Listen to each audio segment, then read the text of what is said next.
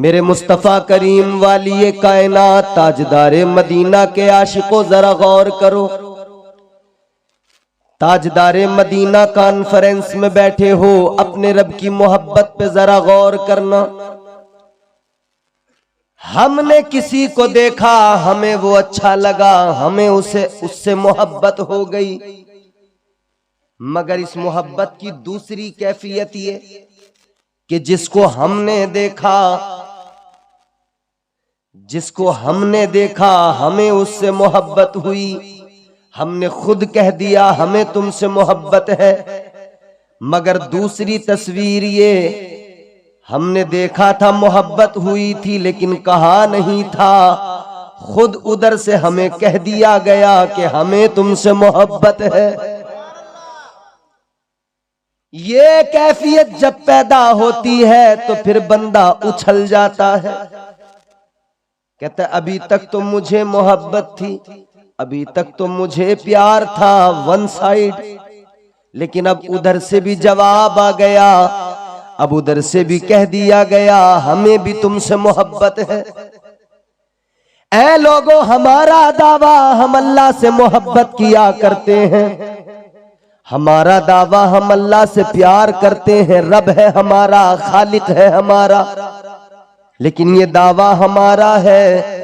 मगर इस दावे में मजबूती तब आती है जब हमारा रब फरमाता है मेरे बंदे तू कितना प्यार कर सकता है, मैं तेरा रब हूं, मैंने तुझे पैदा किया है, मैं तुझसे मोहब्बत करता हूं।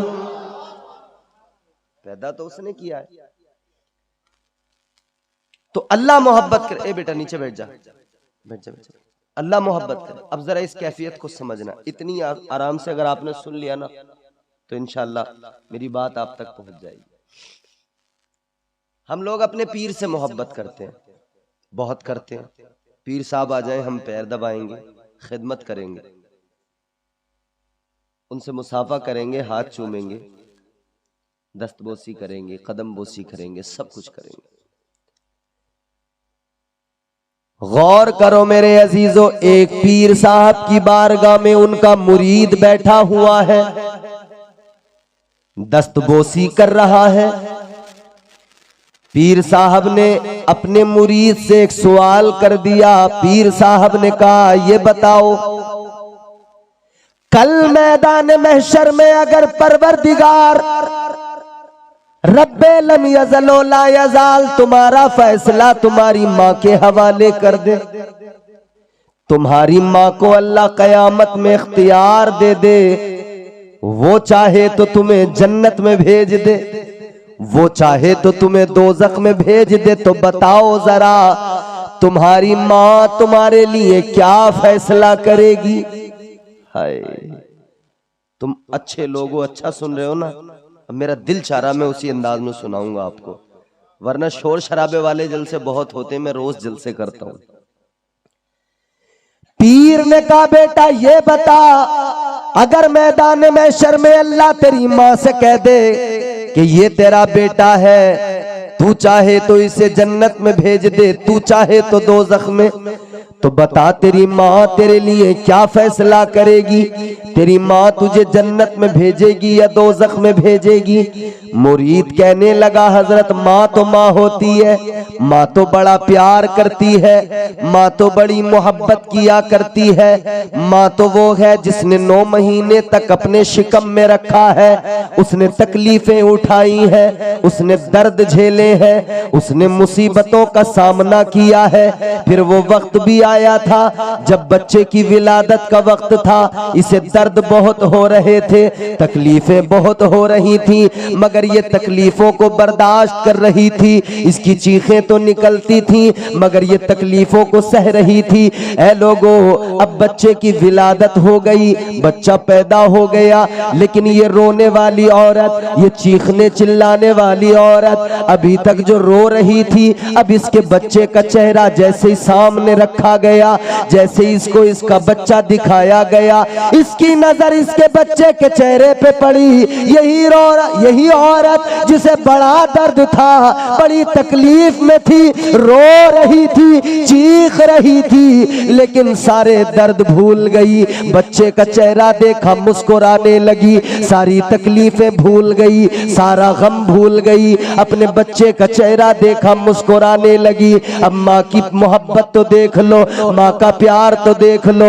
एक माँ की मोहब्बत क्या है मेरे अजीजों, फिर बच्चे की परवरिश में लग जाती है, अपने गम भूल जाती है, अपनी खुशियां भूल जाती है, सारी जिंदगी बच्चों के लिए वक्फ कर देती है। एक माँ से पूछो उसका किरदार क्या होता है, सारी जिंदगी अपने बच्चों के नाम कर दी। कहने वाले ने कहा कब्र की आगोश में जब थक के सो जाती है माँ, तब कहीं जाकर रजा थोड़ा सुकून पाती है माँ। मांगती ही कुछ नहीं अपने लिए अल्लाह से, अपने बच्चों के लिए दामन को फैलाती है माँ। अपने लिए कभी नहीं मांगती, मांगती है तो बच्चों के लिए। वो माँ मुनव्वर राना ने कहा बुलंदियों का बड़े से बड़ा निशान छुआ। डॉक्टर बने, मास्टर बने, इंजीनियर बने, फिलासफर बने, प्रोफेसर बने, जो भी बने, साइंटिस्ट बने, कुछ भी बन जाए, बिजनेसमैन बने, कितने ही बड़े ओहदे पर पहुंच जाए, कितने ही बड़े मनसब पर पहुंच जाए, मगर बुलंदियों का बड़े से बड़ा निशान छुआ। उठाया गोद में माँ ने तब आसमान छुआ। माँ ने अगर लोरियां न दी होती, माँ ने अगर परवरिश न की होती, माँ ने अगर संभाला न होता, तो सोचो क्या होता। तो माँ की मोहब्बत ये होती है, ये माँ का प्यार होता है। माँ तो वो होती है, सर्दियों की लंबी लंबी रातें होती हैं, बच्चा बिस्तर पे पेशाब कर देता है, माँ सर्दी की फिक्र नहीं करती, फिक्र अपने बच्चे की करती है। खुद गीले पे सो जाती है, बच्चे को सूखे बिस्तर पे सुलाती है, फिर बच्चा उस सूखे बिस्तर पर भी पेशाब कर देता है। फिर माँ बच्चे को अपनी छाती पे सुलाती है, गीले बिस्तर पे सो जाती है, मगर बच्चे को तकलीफ नहीं पहुंचने देती। एक बच्चे से इतनी मोहब्बत है माँ को, एक बच्चे से इतना प्यार है माँ को। मुरीद कहने लगा हजरत अगर माँ को अल्लाह ने इख्तियार दे दिया कि माँ चाहे तो जन्नत में भेज दे, माँ चाहे तो दोज़ख में भेज दे, कहने लगा जाहिर है माँ कभी बच्चे को तकलीफ में नहीं देख सकती है, माँ बच्चों का भला चाहती है, माँ बच्चों के लिए हमेशा अच्छा करती है। कहने लगा अगर माँ को इख्तियार मिला तो मेरी माँ मुझे हर हाल में जन्नत में भेजेगी, मेरी माँ मुझे हर हाल में जन्नत में पहुंचाएगी। तो पीर साहब ने इतना सुना, आंखों में आंसू आ गए, रोने लगे। जाली पीर नहीं थे, असली पीर थे, फर्जी पीर नहीं थे, असली पीर थे, अल्लाह वाले थे। आंखों में आंसू आ गए, रोने लगे। मुरीद ने कहा हुजूर रोने की वजह क्या है, आंखों में आंसू किस लिए आए? पीर ने कहा बेटा अजीब बात है, एक माँ है तेरी, वो तुझसे प्यार करती है, तुझे माँ की ममता पर, माँ की मोहब्बत पे भरोसा है कि मेरी माँ मुझे दोज़ख में नहीं भेजेगी। तुझे माँ का प्यार पुरएतमाद लगता है, माँ की मोहब्बत पे तू भरोसा करता है। लेकिन कैसी अजीब बात है, एक माँ के प्यार पर तुझे भरोसा है, लेकिन वो परवरदिगार जो 70 माँओं से ज्यादा प्यार करता है, उसकी मोहब्बत पे तुझे भरोसा नहीं, उसके प्यार पे तुझे भरोसा नहीं। वो परवरदिगार ऐसी एक माँ नहीं, ऐसी 70 माँओं से भी ज्यादा प्यार करता है। सोचो तो जरा, जब एक माँ की ममता ये हो तो 70 माँओं की ममता का क्या आलम होगा। ऐसी 70 माँ, ए बेटा खामोश बोलना नहीं, ऐसी 70 माएं, उनका प्यार एक तरफ, उनकी मोहब्बत एक तरफ, और रब की मोहब्बत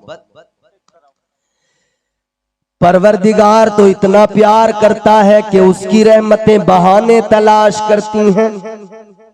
अल्लाह की रहमतें बहाने तलाश करती हैं। जलसा सजाया ना आपने, ये भी अल्लाह की रहमत के लिए एक बहाना है। मेरे बंदों ने जलसा सजाया है, मेरा जिक्र सुन के मचल रहे हैं, मेरे महबूब का जिक्र सुन के मचल रहे हैं। अल्लाह को इसी अदा पे प्यार आएगा। परवरदिगार अपने उन बंदों पर बड़ा फिर करम फरमाता है, उसकी रहमतें बहाने तलाश करती हैं। मैं आपको एक हदीस सुनाता हूँ, पहले आप कुरान की आयत सुने, उसकी रहमतों का आलम क्या है। कुरान सुनाता हूँ, आप कुरान सुनिए, मोहब्बत से कहिए सुभान अल्लाह, और प्यार से बोले सुभान अल्लाह। परवरदिगार आलम खालिक़े कायनात ने कुरान मजीद में ऐलान किया, अल्लाह ताला ने फरमाया, कुल या इबादियल्लज़ीना असरफू अला अनफुसिहिम ला तक़नतू मिन रहमतिल्लाह इन्नल्लाह यग़फिरुज़्ज़ुनूब जमीआ इन्नहू हुवल गफूरुर रहीम।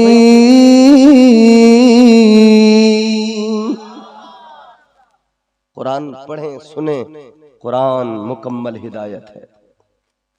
कुरान हमारे लिए करीने जिंदगी है। हम और आप तो इतना करते हैं, जब किसी का इंतकाल हो जाए तब कुरान पढ़ते हैं, जब किसी का नज़ा का वक्त हो, मौत का वक्त हो, तब सूरह यासीन पढ़ते हैं। किसी का तीजा, 10वां, 20वां, 40वां आए, हम कुरान पढ़कर बख्श देते हैं। ना मेरे प्यारे, कुरान फकत इस काम के लिए नहीं था। हम तो कोई बीमार हो गया तब कुरान पढ़ के दम कर देंगे, कोई बीमार हुआ कुरान की आयतें पानी पे दम करके पिला देंगे। घर में मुश्किलें आ गई, हम मौलवी साहब से कुरान पढ़वा लेंगे, घर में सूरह बकर पढ़वा लेंगे, घर में हम सूरह नूह पढ़वा लेंगे, मुख्तलिफ सूरतों की तिलावत करवा लेंगे। लेकिन मेरे प्यारे, कुरान मजीद अल्लाह ताला ने जो मुझे और आपको अता किया, ये फकत इस काम के लिए नहीं है कि कुरान को किसी के मरने पे फकत पढ़ा जाए। ये कुरान फकत इसलिए नहीं है कि कुरान को फकत इसलिए पढ़ा जाए कि कोई बीमार है शिफा के लिए, नहीं नहीं। अल्लाह ताला ने फरमाया, नज़्ज़लना अलैकल किताब तिबयानन लिकुल्लि शै हुदन व बुशरा हुदन व रहमतन व बुशरा लिल मुस्लिमीन। अल्लाह ताला ने फरमा दिया, ये वो किताब है जो नाजिल की गई, जिसमें हर शय का खुला बयान है। अल्लाह फरमाता है, कुरान हिदायत भी है, कुरान रहमत भी है, कुरान शिफा भी है। किसके लिए? फरमाया लिल मुस्लिमीन, मुसलमानों के लिए। कुरान हिदायत, कुरान बशारत, कुरान रहमत, कुरान शिफा, कुरान में सब कुछ, कुरान में सब कुछ, कुछ बाकी नहीं, सब कुछ। और अल्लाह वालों ने बड़े अच्छे तरीके से समझाया। एक बादशाह था, कोई एक आंख से काना था, एक आंख नहीं थी उसको, मगर बादशाह था, काफिर था। एक अल्लाह वाले थे तो वो इस्लाम की तबलीग करते थे। ये कहने लगा, तुम कौन से इस्लाम की, कौन से दीन की बात करते हो, कुरान की बात करते हो। ये बादशाह कहने लगा, तुम कहते हो कि कुरान में हर शय का बयान है। कहाँ हर शय का बयान है? इसने कहा, अच्छा बताओ मेरा जिक्र कहाँ है कुरान में। बादशाह था, एक आंख से काना था। इसने कहा, तुम कहते हो हर चीज का बयान है कुरान में, बताओ मेरा बयान कहाँ है कुरान में, मेरा जिक्र कहाँ, मेरा नाम दिखाओ। अब जाहिर है कि कुरान में एक एक आदमी को नाम से तो पुकारा नहीं जा सकता है। एक कॉन्सेप्ट बयान करता है कुरान, एक पूरा उसका एक नजरिया होता है कुरान का, एक पूरा एक तारीख बयान कर देता है, एक पूरा कॉन्सेप्ट देता है कुरान, एक पूरा चैप्टर होता है, उसमें सारी चीजें आ जाती हैं। फिर उससे समझने में आगे जो है मुफस्सिरीन ने उसको वाज़ेह कर दिया, खोल के रख दिया। मगर वो कहता है मेरा जिक्र दिखाओ, तो अल्लाह वालों की फिर तबलीग अल्लाह वालों का भी फिर मामला। अल्लाह अकबर। आपने फरमाया तेरा भी नाम है कुरान में। कहा कहाँ है मेरा नाम, जरा बताओ तो सही। अल्लाह वाले ने पढ़ के सुनाया, वकान मिनल काफिरीन। फरमाने लगे ये तेरा नाम आ गया, तू काना है। अल्लाह ने कह तो दिया वो काना जो है वो काफिरों में से है। हालांकि वो जिक्र अलग है, लेकिन कभी कभी जब अल्लाह वाले तबलीग करने पे आए और कोई जाहिल सामने आ जाए तो फिर ऐसे भी समझाया जाता है। कुरान में हर शय का खुला बयान है, कुरान पढ़ें तो सही। अब रब का प्यार देखें और कुरान सुने, कुरान में अल्लाह की मोहब्बत देखें, मोहब्बत से कहें सुभान अल्लाह। वो नवाजने पे आए तो नवाज दे जमाना, वो नवाजने पे आए तो नवाज दे जमाना। वो करीम ही जो ठहरा तो करम का क्या ठिकाना। गर्दिश में कहा उसके मुकद्दर का सितारा, हो जिसको मयस्सर तेरी रहमत का सहारा। तन्हा है अकेला है तू यकता है अहद है, गैरत तेरी करती नहीं शिरकत को गवारा। हक ये है कि तुझ बिन कोई माबूद नहीं है तेरे सिवा कौन मददगार हमारा। वो परवरदिगार करम फरमाने वाला इरशाद फरमाया, ऐ मेरे वो बंदो जिन्होंने अपनी जानों पर जुल्म कर लिए, जिन्होंने गुनाह कर लिए, अल्लाह ताला की रहमतें उन्हें बुला रही है, परवरदिगार का प्यार उन्हें बुला रहा है। अल्लाह ने फरमाया आओगे मेरी बारगाह में, मेरी मोहब्बत देख लोगे, मेरा प्यार देख लोगे, मेरी रहमतें देख लोगे। अल्लाह ने ऐलान कर दिया ला तक़नतू मिन रहमतिल्लाह। अल्लाह ने फरमाया अल्लाह की रहमतों से कभी मायूस ना होना, रब की रहमतों से कभी ना उम्मीद ना होना। कारोबार डाउन हो गया, बंदे का दिल टूट गया, ये गमगीन हो गया, खेती में नुकसान हो गया, आदमी का दिल टूट गया, ये बैठ गया, थक हार गया, परेशान हो गया, कहने लगा क्या करूं, हाय मैं बर्बाद हो गया। मुश्किल आई, परेशानी आई, बंदा रोने लग गया। ऐ बात बात पर रोने वाले लोगों, जरा जरा चीजों पर रोने वालों, गम करने वालों, रब के प्यार को देखा करो, अपने रब की बारगाह में झोली फैलाया करो। उसकी रहमतें बहाने तलाश करती है, परवरदिगार की रहमतें बहाने तलाश करती है। कभी रब के प्यार पे नजर डाला करो, रब की बारगाह में रोया करो, उसी से फरियाद किया करो। दुनिया वालों के आगे हाथ फैलाओगे, दुनिया वालों को रोकर दिखाओगे, कोई तुम्हारे काम नहीं आएगा। और रब की बारगाह में दो आंसू बहाओगे तो रब की रहमतें अपनी आगोश में ले लेगी।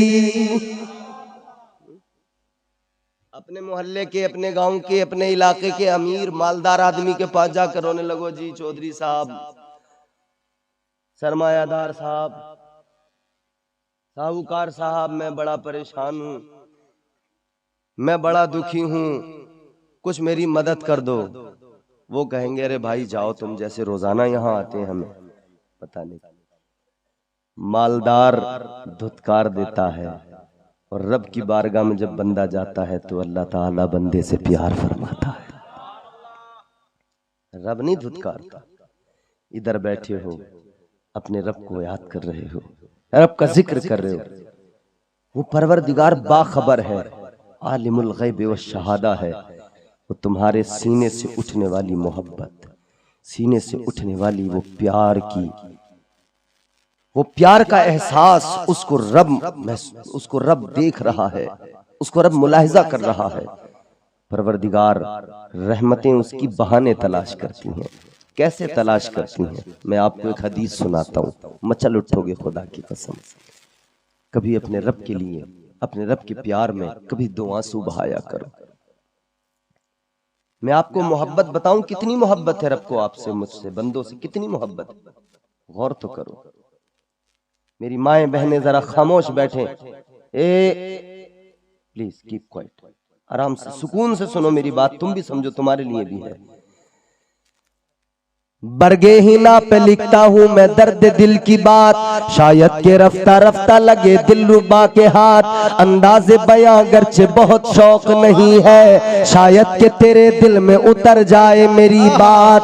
जरा गौर से सुनोगे तो समझोगे, इत्मीनान से सुनोगे तो बात समझ में आएगी। खुदा की कसम मैं कहता हूँ, अगर मेरी कोई एक बात भी समझ में आ गई और दो चार लोगों ने भी अमल कर लिया, मेरा बोलना कामयाब है, आपका जलसा सजाना कामयाब है। सिर्फ कामयाब नहीं है बल्कि रब की बारगाह में मकबूल है। अब जरा तवज्जो करो मेरे अजीजों, अल्लाह ताला ने जब हजरत आदम को पैदा किया, परवरदिगार ने वजूद आदम तैयार किया, तो अल्लाह ने फरिश्तों को हुक्म दिया, जब रूह डाली अल्लाह ने फरिश्तों को फरमाया, व इज़ कुल्ना लिल मलाइकति सुजुदू लि आदम फसजदू इल्ला इब्लीस।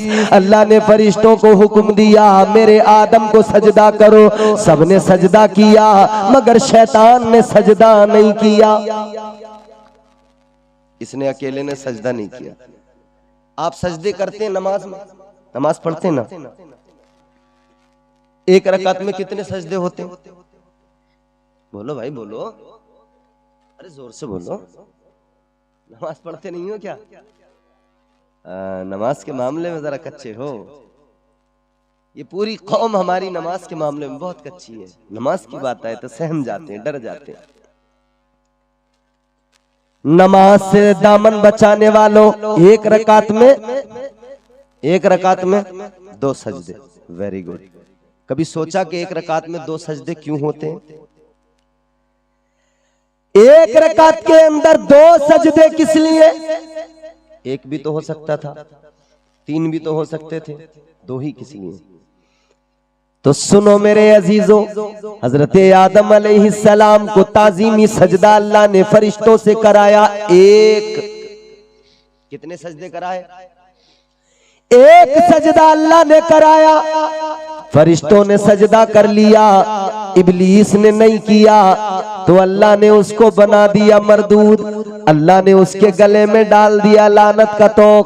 अल्लाह ने फरमाया, काला फखरुज मिनहा फइन्नका रजीम व इन्ना अलैका लानता इला यौमिद्दीन। अल्लाह ताला ने मरदूद बना दिया।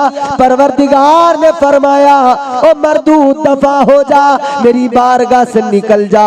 अल्लाह ने लानत का तोक गले में डाला, फरमाया तुझे कयामत तक के लिए लानती बनाया जा रहा है, कयामत तक तुझ पर लानतें भेजी जाएंगी। मेरे अजीजों, जब शैतान को अल्लाह ने मरदूद बना दिया, इब्लीस बना दिया, फरिश्तों ने देखा तो इन्होंने सोचा कि हमने सजदा कर लिया, हम ना करते तो ये हाल होता।